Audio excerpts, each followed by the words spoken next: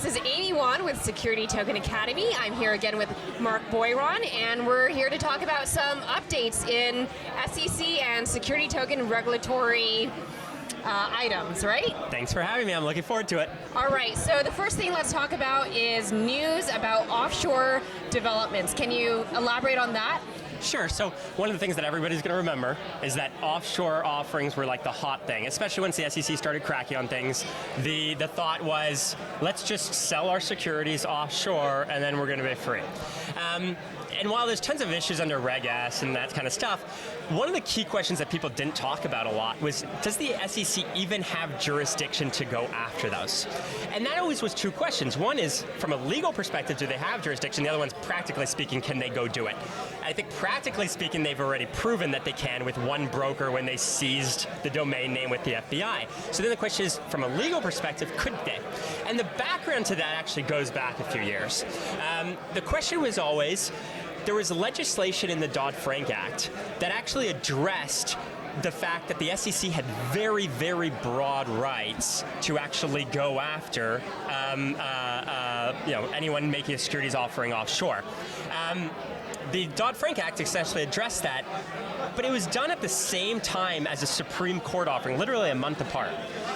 Wording in the legislation was very strange. It was never clear whether they actually meant to address it and limit the SEC's jurisdiction or not. And essentially what we ended up seeing is about a couple years ago there was a case where a district court essentially decided that sure, the legislation didn't directly address it, but the legislator meant to address it. And now we've had an appeals court just a couple days ago, or a couple weeks ago, that have addressed it as well, and that basically said, yes, the Supreme Court was actually trying to go ahead and give the SEC some limitations on the SEC, some expansion of the SEC's jurisdiction. So what does this mean for issuers? Bottom line, if you did an offshore offering and you thought the SEC wouldn't have jurisdiction, it's not necessarily going to be the case. And what is the basis for that, line of thought?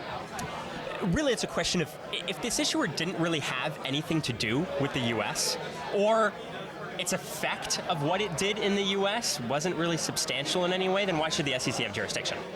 Very interesting. So the other big piece of news this week is that KIK came out and basically made a row in the community about the fact that they are fighting the SEC. And in December, they submitted a Wells submission, and now they're out in public talking about their exact line of reasoning and argumentation about why they're not a security. Can you tell us more about that? Sure. So this is what the crypto community's been waiting for. A company that was capitalized with somewhere around like $92, $93 million in an ICO that is essentially saying, we're not just going to take what the SEC tells us and settle with them, we're going to go fight this. And so the SEC sent them what's referred to as a Wells notice that said, hey, we're going to give you a chance to explain to us why we shouldn't bring an enforcement action against you. And so in December, two big law firms submitted that to the SEC. And then, as you said, the CEO decided to come out and say, all right, here you go, let's make it public. We're going to show you what we submitted because we're ready to fight, whether the SEC decides to take us up on this or not. And there's arguments come down to three things. Number one, KIN, which is their token, is a currency, not a security. Now, the interesting thing about that, people always say a currency excluded from the definition of a security.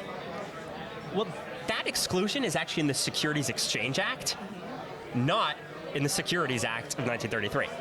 And so the argument would be, well, they excluded it from the Exchange Act. They never said anything about it in the 33 Act, so they meant to exclude it from there as well, or it should be treated as excluded.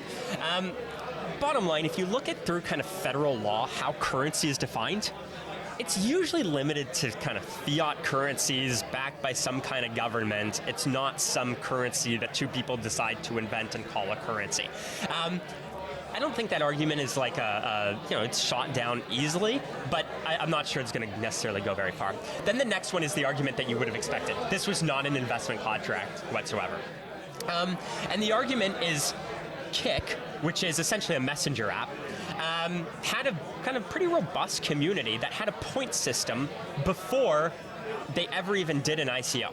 The problem was this point system was pretty limited in the way that it worked. And so the idea was if we can have a kind of more free-flowing cryptocurrency, it's going to help build a more robust community. And so they went ahead and did an ICO. They used a SAFT and then did a public sale afterwards. The real question is going to be on that, two things. One, when you dig into the communications that they had with private issuers, what did they say? Pantera Capital invested. When they spoke to Pantera, or emailed Pantera, or sent text messages to people at Pantera, what did they say? The second thing is, and that goes to kind of the expectation of profit prong of the Howey test. Then the question is, if you have the efforts of others prong, maybe the question is, well, were they sufficiently decentralized under the Hinman test, which was often mentioned in the Wells submission? Were they sufficiently decentralized? Well, there's a problem there. One is, were they sufficiently decentralized at the time of their ICO? Versus, are they sufficiently decentralized now? Yes. Which now, they have a pretty robust ecosystem with 30 kind of apps, my understanding is built on top of it. I don't know what their ecosystem was back then, but that's a big question. Their last argument was kind of amusing, but one that everybody was relying on at the time was, let's assume you don't agree with us that it's a currency. Let's assume that we sold an investment contract. Just take it easy on us, because we did it better than the others.